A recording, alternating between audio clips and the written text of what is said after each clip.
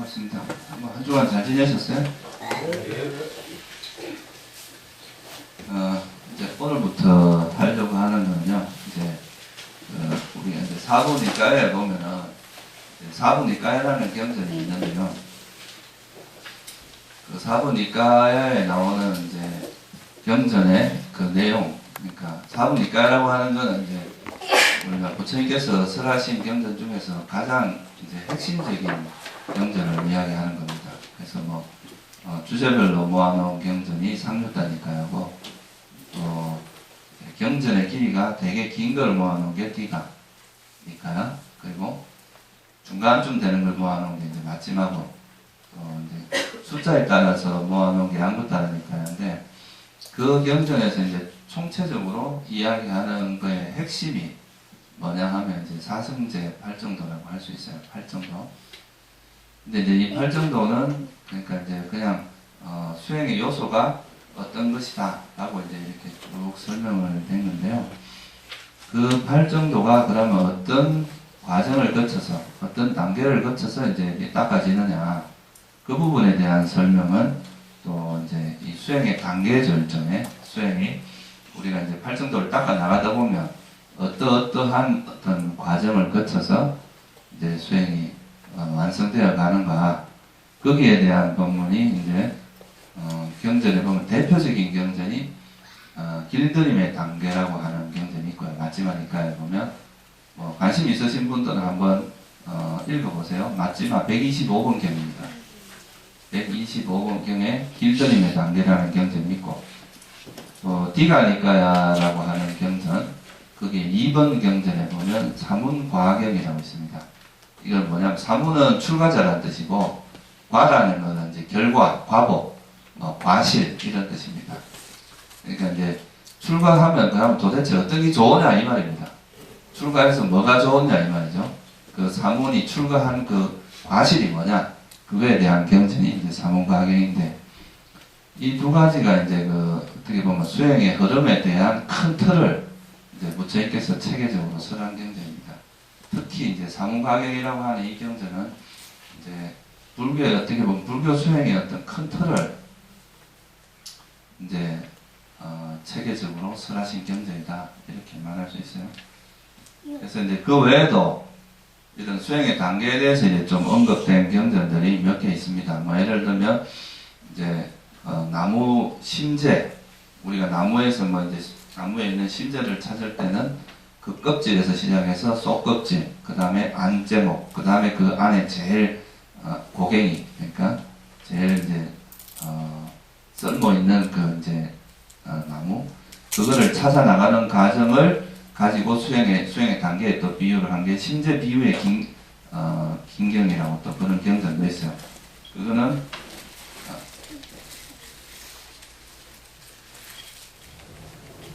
마지막 29번 경에 있어요. 심재 비유의 긴경이라는 그런 경전이 있어요. 그래서 뭐 이런 등등의 경전을 종합을 해보면 제가 이제 그 나름대로 이제 그 읽어본 게 한 10권, 이제 정리를 해보니까 한 9개 정도의 경전이 있는데, 그런 경전에서 공통적으로 그러는 어떤 구조가 있습니다.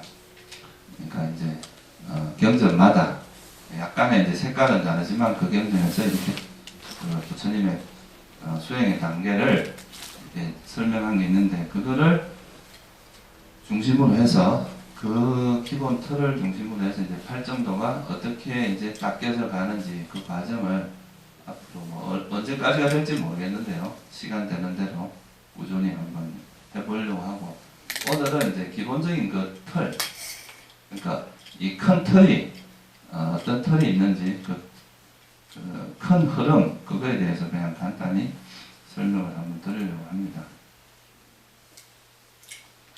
그래서 그거는 이제 크게 나누면 이제 그 길들임의 단계, 이 경전은 이제 무슨 뜻이냐면 코끼리 길들이기입니다. 그 이제 내용이, 그러니까 우리가 이제 야생 코끼리를 길들일 때 어떤 식으로 길을 들이느냐, 그거에 대한 이제 설명을, 그 비유를 가지고 우리가 이제 수행을 해서, 여러분들도 이제 일종의 마음이 야생 상태란 말이에요. 아직은 안 그러신 분도 있겠지만 대부분의 사람들은 이 마음이 길들여진 게 아니라 야생 자기 멋대로 이렇게 돌아다니는 이런 마음 상태인데, 이런 마음을 그러면 이제 우리가 어떻게 길을 들여서 우리가 원하는 이제 어떤 마음의 형태로 이제 만들어 가느냐, 그거를 이제 코끼리 길들이기 비유를 가지고 이제 설명을 한 것이 이제 아까 말씀드린 그런 길들임의 단계라고 하는 경전입니다.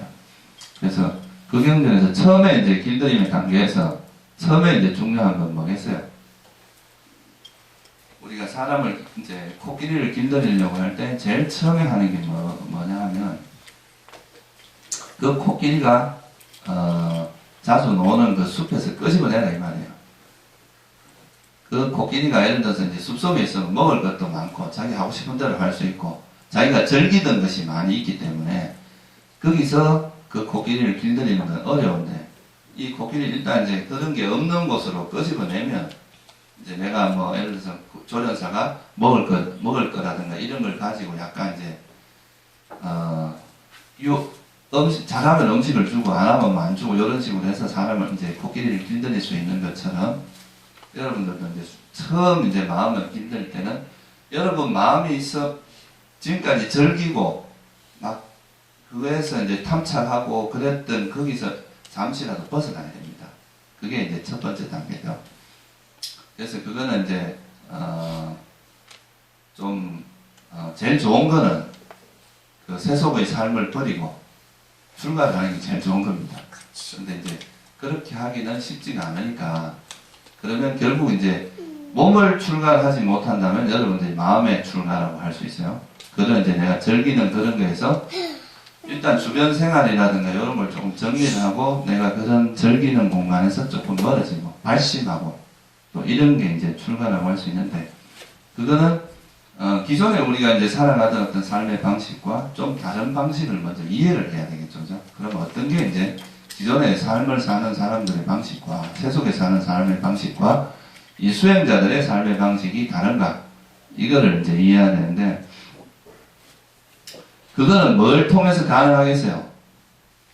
여러분들이 지금까지는 어떻게 보면 이제 그 세속적인 삶에 대해서 이제 되게 익숙해 있단 말이에요. 뭔가를 즐기고 감각적 쾌락을 즐기고 뭔가를 찾아서 추구하고 이런 데 익숙해 있는데, 그런 거로부터 벗어나기 위해서는 이런 삶의 본질을 이제 이야기해 줄 수 있는 어떤 뭔가를 만나야 되겠죠. 그죠? 사람이나 좋은 인연을 만나야 됩니다. 좋은 법을 만나거나. 그래서 부처님께서 이제 이런 법이 일어나는 데 있어서 예를 들면 부처님 같은 분이 이 세상에 만나면 그 부처님의 말씀을 듣고 저 길을 가면 정말 행복해지겠구나 하고 이제 출가를 할 수가 있겠죠. 그죠? 그런 것처럼 여러분들도 이제 이런 불교를 공부하는 데 있어서 첫 번째 또 이제 중요하게 소위 말해서 깔리아나미따라 그럽니다. 이게 뭐냐면 선우입니다. 선우. 좋은 인연을 만나야 돼요. 좋은 친구, 또반, 또는 뭐 좋은 스승. 그럼 이제 이런 법에, 그러니까 이제 이런 숲에서 벗어난 삶에 대해서 익숙한 사람에게 먼저 숲에서 벗어난 그 삶에 대한 이야기를 들어야 된다 이 말이죠. 그래서 이제 첫 번째 부처님께서 이제 이 선법이 일어나는 그 출발점, 그 뿌리, 이것이 뭐냐라고 했을 때 선법의 뿌리는 이제 선우다 이거예요. 선우. 좋은 친구를 만나는 것. 그것이 이제 선우가 있을 때 우리가 이제 바른 길 또는 수행의 길로 갈 수 있는 그런 조건이 됩니다. 그래서 선우를 만나서 처음에 이제 예를 들면 제일 좋은 선우가 부처님 같은 분이겠죠. 그죠? 부처님 같은 분을 만나서 이제 일단 뭐를 듣느냐면 진리의 가르침을 듣겠죠. 그죠? 우리가 살아오기에는 이런 것이 예를 들면 이제 우리가 세상에서 살 때는 감각적 욕망이 행복이라 생각을 하고 그걸 쫓아서 추구하고 살았는데 부처님은 그거 역으로 이야기를 합니다. 감각적 욕망을 너무 쫓아다니는 것은 오히려 이 고통의 원인이다. 괴로움의 원인이다 이거죠. 그래서 기존에 우리가 가지고 있던 생각과 패러다임이 좀 달라집니다. 그래서 그런 부처님의 가르침을 이제 듣는 것, 그걸 통해서 뭐를 우리가 이제 형성할 수 있느냐 하면 팔정도에서 첫 번째가 뭐예요? 정견이라 그러죠. 바른 견해. 우리 견해가 바로 선다 이 말이죠. 그래서 그 정견과 정사유 이거에 대한 자세한 설명은 앞으로 할 겁니다. 지금 오늘은 그냥 이 수행이 어떻게 흘러가는지는 흐름만 여러분들이 이해를 하시면 돼요. 그래서 이제 그런 바른 견해를 배워야 되고, 바른 견해라고 하는 건 어떻게 보면 이제 우리 요즘 말로 하면 세상을 바라보는 패러다임입니다. 옛날에 우리가 바라보는 패러다임은 이 감각적 욕망을 쫓아가는 삶이 행복이라고 생각하는 게 하나의 패러다임이면, 부처님은 이걸 놓는 게, 이런 감각적 욕망으로부터 벗어나는 것이 오히려 행복이다. 이렇게 이제 보는 거죠. 행복의 패러다임이 조금 달라집니다. 그런 견해를 이해하고 배우는 것이 바로 정견이고, 그러면 이 정견을 바탕으로 해서 생각을 하는 것을 우리가 뭐라고 하냐면 정사유, 그러니까 바른 생각이라고 합니다. 여러분들이 생각을 하기 위해서는 생각의 틀이 있어야 되잖아요. 그죠? 그 틀을 제공하는 것은 정견이고, 바른 견해고, 그 정견, 바른 틀에 따라서 생각하는 것을 정사유라고 이야기를 합니다. 그래서 그걸 이제 정사유는 다른 말로 하면 바른 생각이라고 보면 돼요. 생각을 똑바로 하라 이 말이죠. 그래서 이제 이거를 처음에는 여러분들이 이제 배울 때는 정견 정사유 이제 지식으로서 배우는 거겠죠. 최초에 배우는 거는 우리가 생각하는 이런 행복과 다른 행복이 이제 있다는 것을 말씀을 하는 거고, 그거를 이제 바로 아는 것, 그게 이제 일종의 부처님 말씀에 하는 사성제를 이야기하는 겁니다. 이제 네 가지 진리, 그런 진리에 대한 가르침을 듣고, 그 진리에 대한 가르침을 그 틀에 따라서, 그게 틀이면 그 사성제의 틀에서 생각을 하는 것을 우리가 이제 정사유, 바른 생각이라고 합니다. 그래서 그걸 이제 배우면, 아까 말했듯이 첫 번째는 이제 출가하는 게 제일 좋고, 나중에 여러분들 다 언젠가 출가하십시오. 원래 제가자들도 제가의 삶을 살면서 항상 언젠가 출가할 거라는 그런 발언을 하자 그랬어요, 부처님께서. 그래서 이제 그렇게 하고, 두 번째, 이제 거기서 숲에서 어느 정도 벌어지고 나면, 그 다음에는 뭘 해야 되냐 하면, 제일 쉬운 방법이 계율을 지키는 겁니다. 여러분들이. 그러니까 이제 우리가 바른 삶을 살기 위해서 올바른 이제 견해와 올바른 사유를 가졌어요. 그런데 그 방향대로 살기 위해서는 부처님께서 이제 정해놓은 그 여러분들 같은 5가지 계율이 있습니다. 살생하지 말라. 그 다음 남이 주지 않은 것을 가지지 말라. 도둑질 하지 말라는 거. 그 다음 삿대너매. 그래서 뭐 속된 말로 하면 바람 피지 말라는 거예요. 한 남자에 만족하고 한 여자에 만족하지, 너무 여러 대상으로 이제 하면 이런 게 화가 된다 이 말이에요. 그리고 거짓말, 또 이제 술 마시는 거, 취하게 하는 음식을 먹지 말라는 거. 이 5가지는 이제 기존의 여러분의 삶과 조금 다른 어떤 감각적 욕망을 좀 이렇게 제어하고, 감각적 욕망으로 우리 마음이 너무 이제 돌아다니지 않도록 이렇게 울타리를 쳐주는 역할을 합니다. 그래서 이제 계율을 지키는 거. 이거를 팔정도에서는 뭐라고 했느냐 하면 정업, 정명, 이 3가지로 설명을 합니다. 바른 말, 그러니까 말을 바로 하라 이 말이죠. 그 다음에 바른 행위, 행동을 똑바로 해. 말과 행동을 똑바로 하고, 그 다음에 생계를 똑바로 해라. 이 생계라고 하는 이제 바른 말은 뭐냐 하면 거짓말 하지 말라는 거, 또 남에게 우리가 거친 말, 욕설이라든가 남의 가슴에 못 박는 말, 이런 말 하지 말라는 거고, 그 다음에 이제 바른 행위는 뭐예요?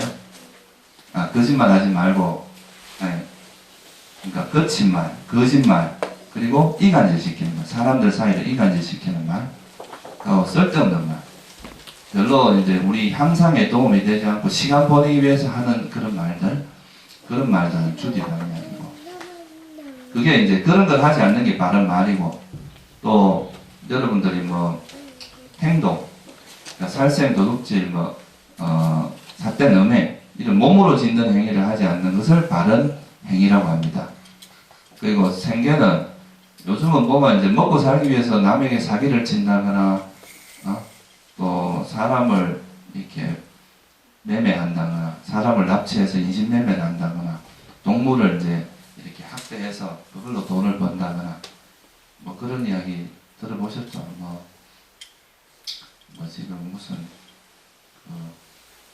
중국 같은 데 가면 살아있는 그 곰에다가 이제 뭐 빨대를 꼽아가지고 그걸 막 빨아먹고 이런 이야기들이 있거든요. 동물에다가. 그 자기 건강을 위해서. 그런 식으로 돈을 버는 건 이제 아주 삭된 생계다, 이 말이에요. 그러니까 우리가, 세속에서 사는 사람한테 제일 중요한 건 이제 먹고 사는 문제인데, 이 먹고 사는 것도 남에게 해를 끼치면서 먹고 살면 안 된다, 이 말이에요. 그거는 반드시 각오가 돌아오기 때문에. 그래서 요 정어, 정업, 정명이라고 하는 요 세 가지를, 우리가 생활 속에서 바른 말을 하고, 말과 행동을 똑바로 하고, 그러니까 내가 만약에 거짓말 하려고 할 때, 만약에, 그거를 우리가 이런 가르침을 들었으면, 아, 이거는 바른 게 아니구나 하고 이제 멈출 수 있잖아요. 그래서 이런 것들을 잘 지키는 걸 계목의 단속 또는 이제, 계를 지킨다. 이렇게 이야기합니다.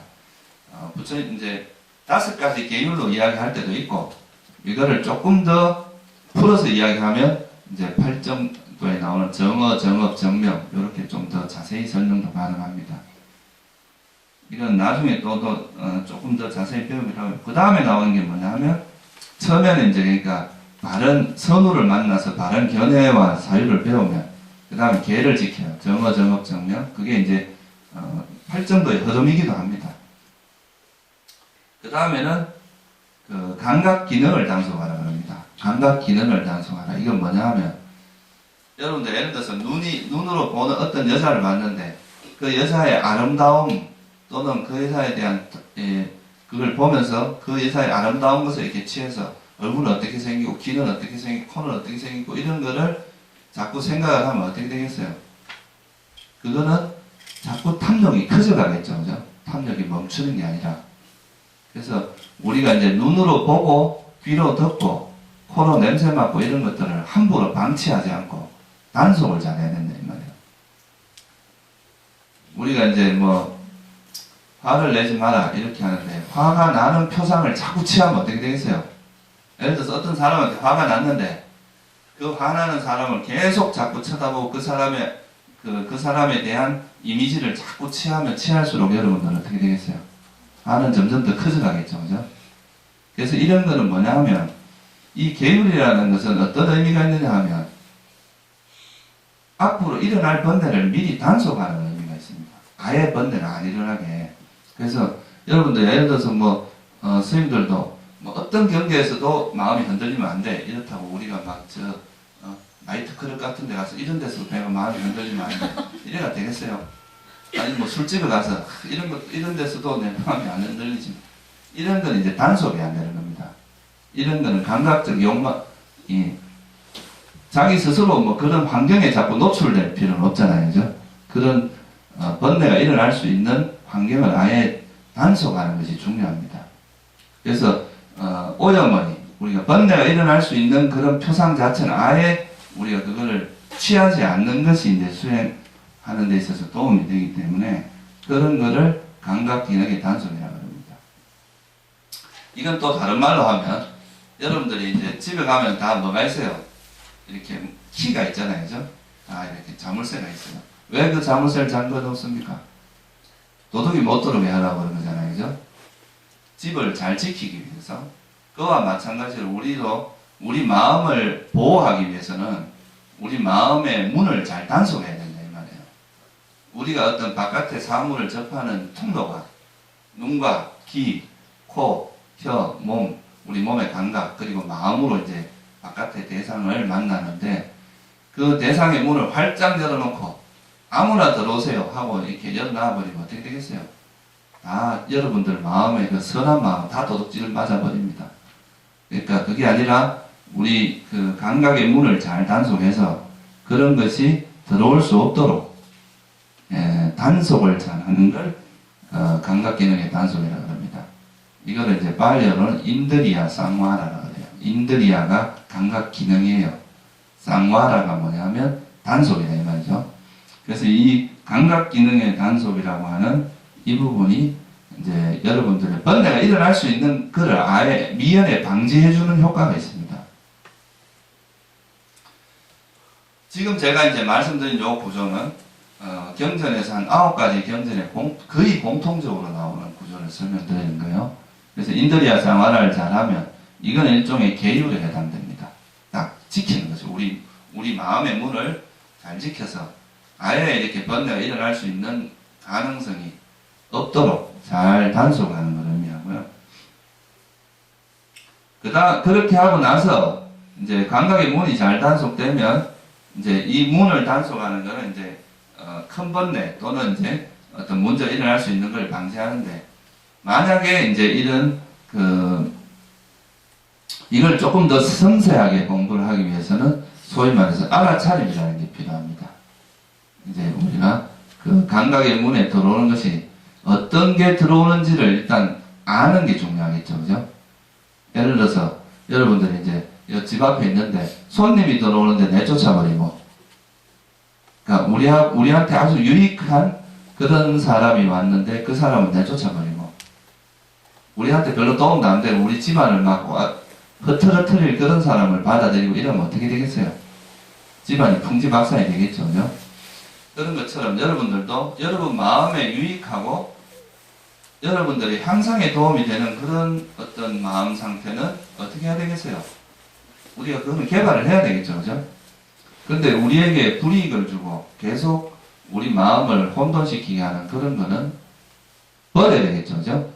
그래서 이거를 우리 문 앞에 들어오는, 대문 앞에 들어오는 그 대상 또는 현상이 뭔지를 관찰해서 지켜봐서 이것이 우리에게 유익한 것이면은 일어나게 하고, 유익하지 않은 것은 막아서 이거를 버리는, 이렇게 되도록 하기 위해서는 그 문을 잘 지키는 게 필요하겠죠. 이거를 이제 문지기라고 표현을 합니다. 이 문지기 역할을 하는 우리 마음의 작용이 바로 알아차림입니다. 우리가 보통 이제 사띠라는 말 많이 들어보셨죠, 그죠? 그 사띠 또는 팔정도에서 이게 뭐예요? 정념이라고 합니다. 정념. 이 정념이라고 하는 이런 바른 알아차림을 통해서 우리 문을 지키는 거죠. 그래서 이 문을 지키면서 이제 이 선한 법이 우리에게 유익한 마음의 상태가 일어나면 그거는 그대로 개발을 하게 하고 더 향상시키고, 유익하지 않은, 예를 들어서 화가 탁 일어났어요. 화가 일어나는 거 알아차림, 이 화는 유익합니까? 유익하지 않습니까? 유익하다는 사람 손 들어보세요. 해롭단 말이에요, 그죠? 근데 이 해로운 법은 버려야 됩니다, 그죠? 그리고 유익하다고 예를 들면 뭐 지혜나 자비 이런 게 일어나면 이건 유익한 법이란 말이에요. 그런 것은 이제 개발하는, 이게 바로 이런 식의 노력을 뭐라고 하냐면 바른 노력이라고 합니다. 그러니까 선한 법은 개발을 하고 불선한 법은 버리도록 애를 쓰고 노력하는, 이게 이제 팔정도에서 이야기하는 정정진, 그러니까 쌈마 마야마라는데요. 이건 이제 바른 노력이라고 이야기를 합니다. 그래서 이런 노력을 통해서 이 노력을 하는 방법이, 그러면 어떤 식으로 바른 노력을 해 나가느냐, 이제 노력을 하는 방식이 아까 말했듯이 이걸 지켜보고, 일단 그 현상이 뭐가 들어온지를 지켜봐야 되잖아요, 그죠? 그런 과정을 거칩니다. 그래서 이걸 지켜보다 보면 뭐가 되냐면, 아까 말했듯이 이제 이런 현상을 자꾸 관찰을 하다 보면, 이런 것들은 실제로 내가 이제 우리 삶에서 화를 냈을 때 마음이 어떤 식으로 발전해서 내가 괴로워지는지 이런 거를 어떻게 알게 되겠어요? 관찰하다 보면 그거에 대한 이해가 이루어지겠죠, 그죠? 이 화가 났을 때 이렇게 작용해서 이걸 나를 이렇게 괴롭게 하고 그렇구나. 또는 순간적으로 이제 이런 탐욕이 일어났을 때 이 탐욕이라는 것이 어떻게 이렇게 발전해서 결국은 여러분의 마음을 막 이렇게 괴롭게 하는지, 그런 것에 대한 이해가 이루어집니다. 그 이해가 이루어지고 또 거기서 한 걸음 더 나아가면 왜 이런 번뇌들이 일어날 수밖에 없는지 그런 원인을 찾게 됩니다. 원인도 찾고, 그러면 이런 것들이 또 일어나는 것들이 이러이러한 또 어떤 메커니즘, 그러니까 예를 들어서 내가 어떤 아름다운 표상에 대해서 마음을 취하고 그것을 즐기다 보면 그걸로 인해서 탐욕이 일어나는구나. 그리고 결국 탐욕이라고 하는 것도 이러이러한 조건들이 만들어져서 이렇게 조건의 어떤 결합에 의해서 일어나는 하나의 현상이구나. 이렇게 보게 되면 우리가 접하는 모든 세상의 모든 것들이 다 조건 지어져 있다. 그러니까 이게 조건 지어진 것이지 어떤 변하지 않는 실체는 아니구나 라는 것을 통찰하게 됩니다. 이게 이제 소위 말해서 조건 지어졌다, 형성되었다, 이 말이 쌍카라는 뜻입니다. 그래서 그것이 알게 되면 참 조건 지어진 것은 변하기 마련입니다. 영원하지 않다 이 말이죠. 계속 이런 상황에서 이렇게 일어났다가 또 이런 상황이 되면 이렇게 변하고 끊임없이 변하는 변화의 과정에 있다는 것을 이해하게 되고, 그게 큰 통찰이 일어납니다.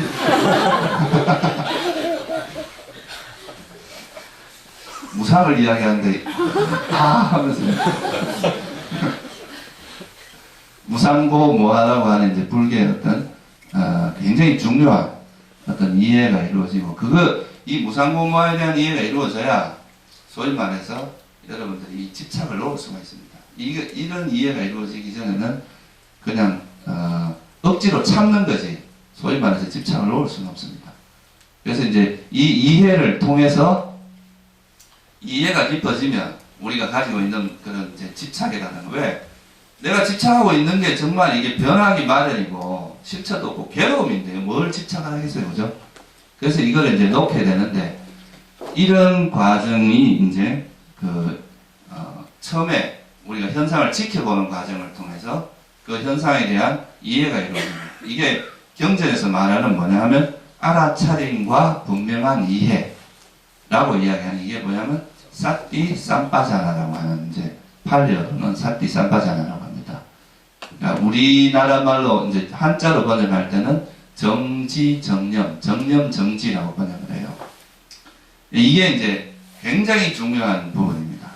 그래서 이 부분이 이루어지면 뭐가 이루어지냐면, 이제 이 현상에 대해서 따라서 이 현상의 본질을 딱 이해하면 이거에서 어떤 것이 유익하고 어떤 것이 우리에게 무익하다는 것을 너무나 명확히 이해하기 때문에 쉽게 버려집니다. 그 버리는 것을 우리가 부처님 경제적인 뭐냐면 빠하나, 이건 버림이라는 거죠. 뜻이 버린다, 내려놓는다, 놓는다, 뭐 이런 뜻입니다. 그래서 어떻게 보면 이제 우리가 번뇌를 버려나가는 그 과정은 세 가지 단계로 이야기할 수 있어요. 처음에는 지켜보는 것, 이 사띠라고 하는 거죠. 두 번째는 이거에 대한 이해가 이루어져야 됩니다. 이해가 없이 여러분들이 번뇌를 버리려고 하는 것은 또 다른 번뇌를 만들어냅니다. 화가 났어요. 이 화를 버리려고 막 하다가 보면 그것이 안 됨으로써 인해서 또 짜증이 나고 또 그것 때문에 더 괴로워지고 이런 게 발생을 해요. 근데 진짜 이해를 하면은, 내가 더 이상 이거에 대해서 관여하는 것 자체가 별 의미가 없는 거죠. 그러면 이걸 버려진단 말이에요. 그래서 이제 알아차림, 지켜보는 거, 알아차림과 이해, 쌈빠자나, 또는 이거는 이해하기라고 할 수 있어요. 지혜가 작용하는 거죠. 그러면은 빠하나라고 하는 버림이 이루어집니다. 그래서 지켜보고 이해하고 버리는 또는 내려놓는 이 과정이 이제 우리가 이제 그 알아차림을 개발해 나가는 그 과정입니다. 이것이 이제 행주자화에서 일어나야 돼요. 언제 어느 때나 여러분들이 뭐 여기 법회할 때만 이제 정신이 차려져서 번뇌가 버려지는 게 아니라 여러분 삶 속에서도 그렇고, 뭐 밥을 먹을 때도, 화장실을 갈 때도, 또 친구와 대화를 할 때, 언제 어느 때나 이런 것들이 이제 작용을 하도록 하는 것이 어떻게 보면 이제 바른 노력과 바른 알아차림 수행입니다. 그것이 되면, 그것을 이제 실제로 이루어내는 방식이 크게 나누면 두 가지 방식이 있습니다. 하나는 사마타라고 하는 소위 말해서 고요함, 이 고요함을 주로 개발하는 방식이 있고, 또 하나는 이제 위파사나라고 해서 지혜를 개발하는 데 초점을 맞춘 게 있어요. 그래서 이 고요함을 개발하는 데 초점을 맞추다면은 우리가 이제 예를 들면 좌선을 할 때 우리가 호흡법이나 이런 걸 통해서 호흡에만 우리 마음을 딱 이렇게 집중을 하고 그 호흡에만 알아차림을 둠으로써 다른 생각이 여기에 들어오지 않도록, 그러니까 호흡 하나에만 알아차림을 통해서 다른 번뇌를 버리는 방식이 이 사마타의 방식입니다. 근데 그게 아니라 대상을 구태가 한정하지 않고 우리가 일어나는 현상을 그냥 그대로 이제 관찰하면서, 그냥 일어나는 대로 관찰하면서 그 현상에 대해서 이해를 키워나가는 거예요. 왜냐, 하나의 대상에만 고정을 하면 요 하나의 대상에 대한 주로 이해, 이것만 이루어질 거 아니죠. 다양한 대상에 대한 이해가 잘 안 이루어집니다. 근데 이 이제 현재 일어나는 꼭 하나의 대상이 제한할 필요 없이 현재 내 삶에서 지금 예를 들면 내가 밥을 먹을 때 어떤 마음이 일어나는지, 또는 말을 할 때 어떤 마음이 일어나는지, 걸어갈 때 어떤 게 되는지, 이런 것에 대한 알아차림을 통해서 내 마음에 대한 이해를 개발하는 이런 방식을 이제 미파사나라고 이야기를 합니다. 이 수행의 방식은 사실 이제 특징에 따라서 이제 분류를 하지만 이 알아차림이라는 과정에서 이게 좀 생활이 좀 분주하고 우리가 이렇게 살아가면서 가만히 있기는 뭐하고 계속 뭔가 일을 하거나 뭔가를 해야 될 때는 미파사나 수행이 더 적당해요. 왜냐하면 이건 대상이 계속 움직이니까 거기에 대한 이해를 배워 나가면 되고, 그걸 통해서 번뇌를 버리는 게 좋고, 고요한 상황, 그러니까 여러분들이 뭐 앉아 있거나 또는 이제 다른 일을 하지 않거나 그럴 때는 이제 이 미파사나 수행이 사마타 수행이 적당합니다. 고요하게 대상 하나만 고정해서 마음을 좀 잠시 멈춰보는 거죠. 그래서 이 알아차림 수행은 두 가지 형태로 나타나요. 그러니까 이제 사마타하고 미파사나 수행으로. 근데 이제 편의상 이렇게 구분을 하지만 사마타 할 때는 지혜가 없고 또 미파사나 할 때는 고요함이 없느냐, 그건 아니다 이 말이에요. 우리가 불교에서 말하는 지혜는 이 고요함이 바탕되지 않고는 일어날 수 없습니다. 또 고요함이라고 하는 것도 이 번뇌를 버리는, 번뇌가 있으면 마음이 절대 고요해지지가 않거든요. 그러니까 번뇌를 버리는 지혜가 있어야 또 고요해져요. 그러니까 어떻게 보면 이 이제 알아차림과 고요함과 지혜라고 하는 이 세 가지는 같이 움직이는데 어떤 것에 더 강조점을 두느냐에 따라 다르다 이 말이죠. 예를 들어서 내가 여기 어떤 한 친구가 있는 이 친구를 내가 남자라는 데 초점을 맞추면 남자가 되고, 근데 학생이라는 데 초점을 맞추면 학생이 되죠. 근데 이 사람의 모습은 어때요? 똑같죠? 동일한 것을 이렇게 상황에 따라서 이제 약간 다른 이름을 붙이는 것처럼 우리가 이제 그 수행을 해나가는 그 측면은 똑같습니다. 근데 상황에 따라서 사마타라고 이름을 붙일 수도 있고 미파사나라고 이름을 붙일 수도 있어요. 그래서 이거는 단순히 이렇게 구분을 딱 사마타 따로 미파사나 따로 이렇게 말할 수는 없습니다.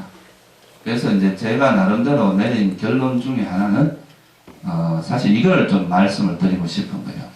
이 불교 수행은 사마타도 아니고 미파사나도 아니고 팔정도입니다. 그러니까 무슨 말이냐 하면 이 팔정도를 우리 삶에서 사실은 이렇게 실천해 나가고, 그걸 실천해 나가는 방식이 약간 특화되면 사마타라 그러기도 하고 미파사나 그러기도 하는데, 또 너무 한쪽으로만 치우쳐버리면 사실은 또 이 수행이 골고루 잘 안 돼서 오히려 문제를 일으킬 수도 있습니다. 그래서 어떻게 보면 우리가 불교 수행은 이 팔정도를 우리 삶에서 닦아 나가는 과정이다, 이렇게 보는 것이 가장 정확합니다. 그러니까 팔정도를 통해서 때로는 사마타도 하고 미파사나도 하고 이런 것이 이제 바른 방식이지, 이걸 어떤 뭐 사마타라는 하나에만 국한해서 공부를 하다 보면 잘못하면 지혜가 약화될 수 있습니다. 그러니까 사마타만 하다 보면 너무 이 고요함을 즐기고 그 고요한 상태를 추구하다 보면 이것이 어떤 깨달음으로 가는 게 아니라 행복, 희열 이런 데다 이제 마음이 갈 수도 있다 이 말이죠. 근데 또 너무 지혜 쪽만 하다 보면 이게 아르마리가 돼가지고 어떤 면에서는 그런 마음의 고요함이 없는 형태로 흘러갈 수도 있고, 그리고 또 고요함이 약하면 지혜가 개발돼도 깊이 있게 들어가기가 좀 어려운 측면이 있습니다. 그래서 그 법구경에 보면 이런 내용이 있어요. 지혜가 없는 사람은 없는 이에게 삼매는 없다. 삼매가 없는 이에게는 지혜가 없다. 둘 다를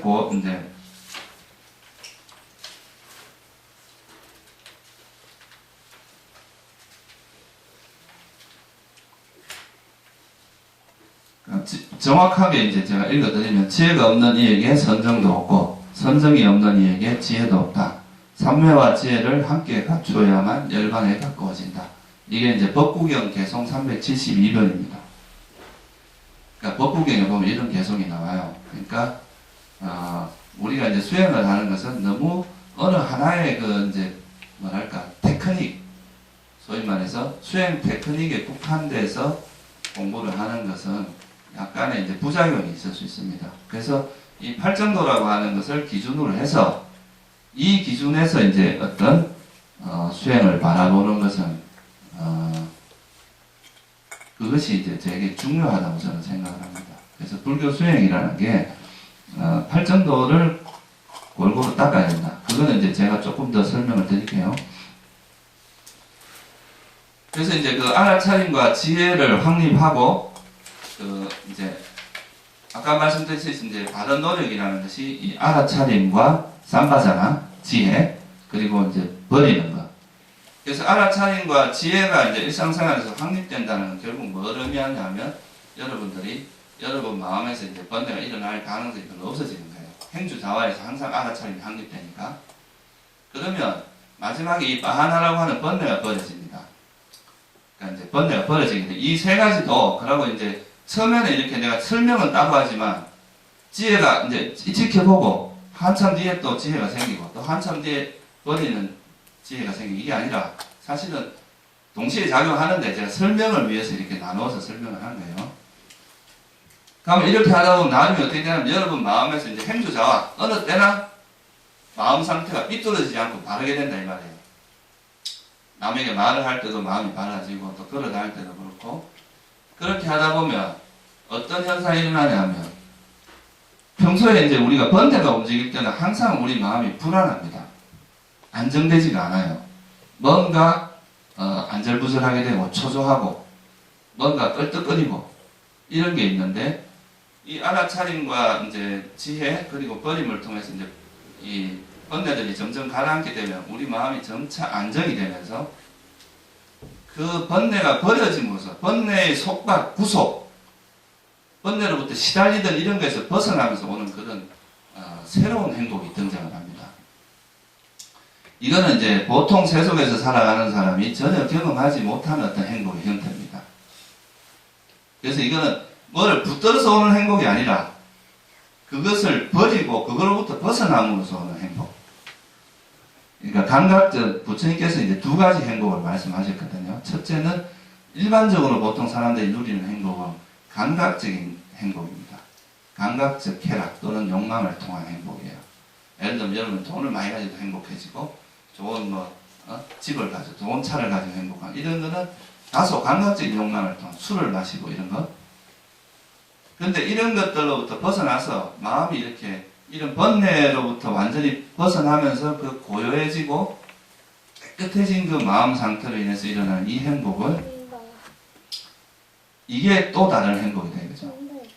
그래서 하나는 감각적 욕망을 통한 행복, 또 하나는 이 감각적 욕망을 벗어남으로써 오는 행복. 그러니까 일반인들은 이제 이 감각적 욕망으로 인한 행복밖에 모르는데 이 부처님이나 이제 이런 성자들의 가르침을 통하면 이거로부터 벗어나는 행복이 있습니다. 여러분들도 이건 이제 여러분들이 잘 인지를 못해서 그렇지 하버드 대학인가 어디서 그런 연구를 했대요. 한쪽 그룹은 이제 돈을 주고 이제 어떤 일을 시키고 한쪽 그룹은 자원봉사자를 모집해서 이렇게 일을 시켰는데 그 일을 하고 나서 이 두 그룹에서 이제 어떤 호르몬 반응이라든가 이런 걸 조사를 해보면 이 자원봉사를 한 그룹은 만족도도 훨씬 높고요. 또 그거로 인해서 실제 우리 마음에서 면역 그 반응이 훨씬 높아지고 알지 모르는 그런 마음의 안정감, 뭐라고 표현은 못하지만 안정감, 편안함 이런 게 있었대요. 근데 돈을 받고 한 사람들은 그런 게 아니었다는 거죠. 훨씬 비교가 되더라 이거죠. 그러니까 이것도 어떻게 보면 아주 단순한 거지만 이런 이제 자원봉사나 이런 것도 어떻게 보면 이제 욕심을 바탕으로 하는 행위가 아니잖아요, 그죠? 욕심이 있으면 그런 행위를 안 할 거 아니에요, 그죠? 그러니까 이런 게 욕심이 없이 하는 행위의 이익이 실제로도 이제 우리가 생리학적인 반응으로도 드러난다는 거죠. 그래서 이제 어떻게 보면 이건 되게 이제 초보적인 수준인데 그것이 정말 이런 번뇌가 전혀 작용하지 않는 그런 상태에 가면 여러분들이 진짜 평소에 잘 경험하기 힘든 그런 강력한 어떤 경험을 하게 됩니다. 예를 들면 뭐라고 비유를 하면 좋을까요? 월드컵이 언제였죠? 우리 4위 한 게 2002년인가요? 그때 안정환이가 마지막에 이탈리아 끊는 그 골든골인가 그걸 넣고 자기가 나중에 인터뷰하는 거 보니까 정신이 나갔다 그러더라고요. 근데 그때 얼마나 큰 희열이 일어났겠어요, 그죠? 아마 그런 정도의 강력함이 있습니다. 자기 인생에서 이제 이런 그 선정을 통한 경험 같은 경우는 잊을 수가 없는 경험이 돼요. 그러니까 그냥 단순한 그런 어떤 즐거움이 아니라 평생 가도 그건 잊을 수 없는 정도의 아주 강력한 그런 경험이 됩니다. 그래서 그런 행복과 우리가 감각적 욕망을 통한 행복과 비교를 해보면 참 감각적 욕망을 통한 행복은 참 시시하고 보잘것없구나. 이런 걸 알게 돼요. 그러면 이제 이런 수행자의 길을 가는 것이 좀 어떻게 보면 뭐랄까 좀 안정된다고 할까요? 그래서 이 알아차림과 지혜를 통해서 이 번뇌가 버려지면 그때 일어나는 행복이 바로 정입니다. 이 행복을 통해서 지금 현재가 너무나 만족스러워요. 아무것도 바라는 게 없어요. 원하는 것이 없어요. 그러니까 그냥 지금 이 순간에서 그냥 100% 만족하고 이 순간의 그 시간을 즐기고 평화롭게 머무는 이런 상태를 우리가 바른 선정의 상태라고 이야기합니다. 이게 이제 8정도에서 말한 정정의 상태입니다. 정정. 그러니까 어떻게 보면 바른 노력을 통해서 우리가 이제 바른 노력이라는 것을 통해서 바른 노력을 하는 게 결국은 이제 정념을 개발해 나가는데 이 정념을 개발해 나가다 보면 번뇌가 버려지고 번뇌가 버려지면 이제 나중에는 선정이라고 하는 그 상태에 들어가게 돼요. 근데 여기서 이 외도, 부처님께서 이제 외도에 가서 이 선정을 닦았을 때도 이런 고요함은 있었어요.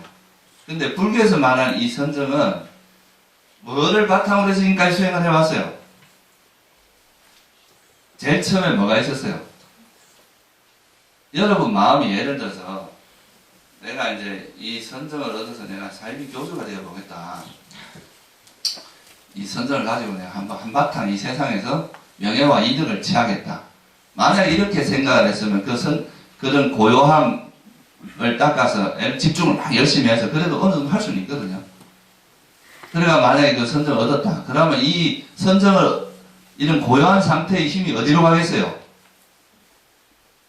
명예와 이익을 추구하는 데로 안 가겠어요. 그죠?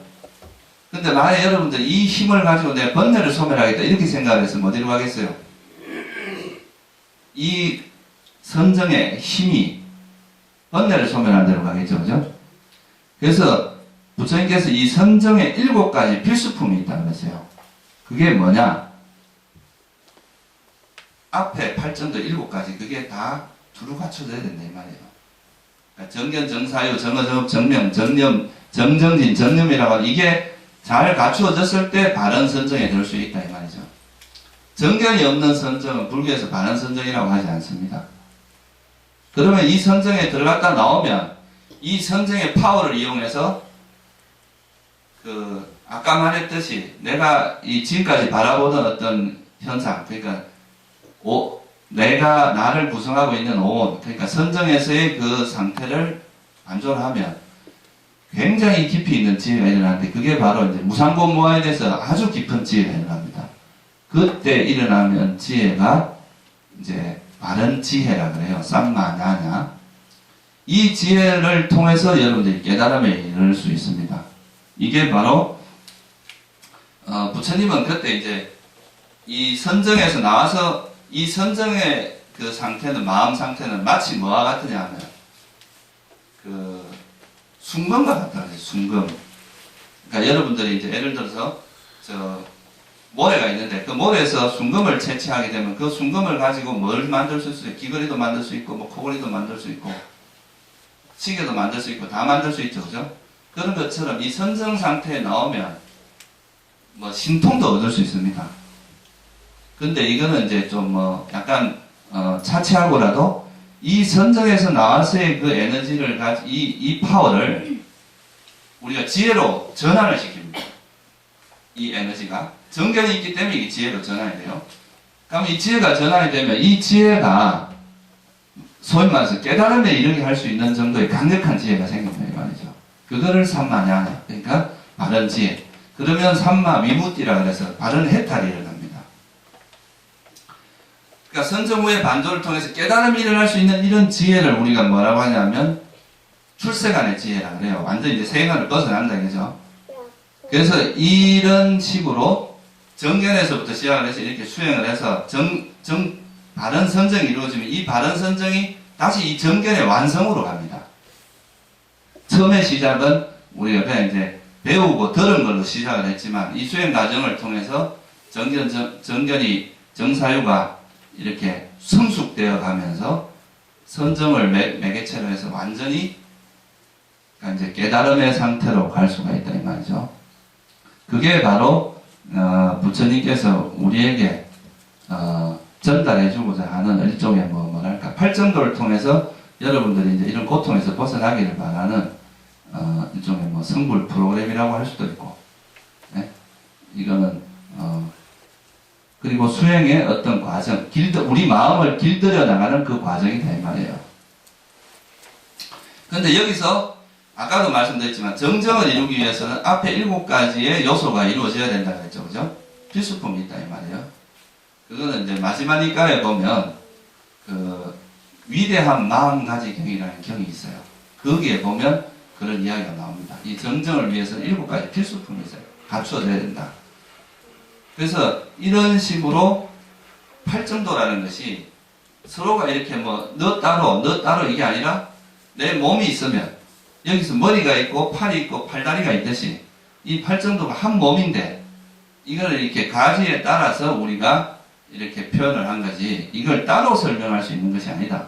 불교 수행은 이 팔정도가 같이 닦여져야 그게 바른 수행이다.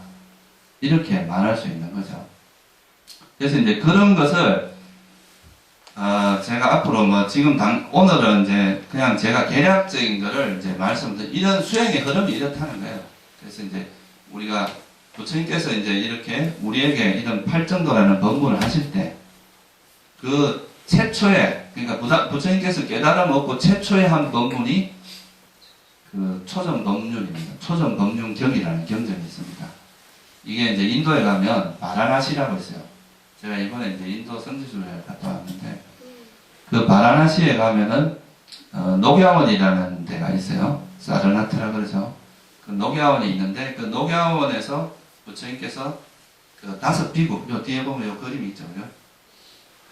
저 5 비구를 이렇게 앉혀놓고 부처님이 최초로 설법을 합니다.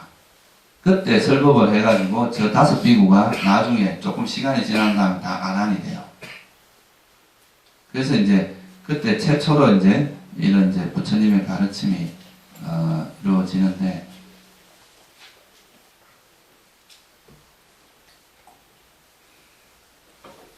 그래서 그때 최초로 설한 법문이 뭐냐면 팔정도입니다. 그러니까 부처님께서 처음 정각을 이루고 난 다음에 초정법륜경에서 설한 내용이 팔정도고 부처님의 마지막 제자가 수바따라고 있어요. 수바따. 이 수바따라는 스님이 부처님의 마지막 제자예요. 그런데 이분이 뭔가를 물었을 때, 그러니까 이 세상에서 수행이 하는 것 중에 깨달음을 얻을 수 있는 법이 사물이 있습니까 없습니까? 이런 질문을 합니다. 그때 뭐라고 질문하시냐면 그들이 설하는 법에 이 팔정도가 있으면 깨달음이 사물이 있다. 팔정도가 없으면 깨달음이 없다. 사물이 없다. 그랬단 말이에요. 그러니까 그건 결국 뭘 이야기하냐면 불교 수행은 팔정도로 시작해서 팔정도로 끝난다는 얘기입니다. 그만큼 이 팔정도가 중요하고 이제 팔정도에 대한 이해의 깊이 또는 그거에 대한 얼마나 이제 여러분들이 삶에서 그 팔정도를 살면서 잘 실천하느냐, 그게 이제 어떻게 보면 수행의 어떤 이 수행을 잘하느냐 못하느냐 또는 이게 앞으로 나아갈 수 있느냐 없느냐 이거의 차이란 말이죠. 그래서 이제 이 불교 수행은 한마디로 팔정도다 이렇게 말할 수 있습니다. 그게 그 팔정도의 관점에서 공부를 하면 마치 이게 황금알을 낳는 거위와 같아요. 여러분들이 계속 지혜가 향상되고 새로운 것들이 이렇게 자꾸 이렇게 배워지고 하는데 너무 하나로 이제 특화를 시켜버리면 이 팔정도의 그 어떤 살아있는 것이 죽어버립니다.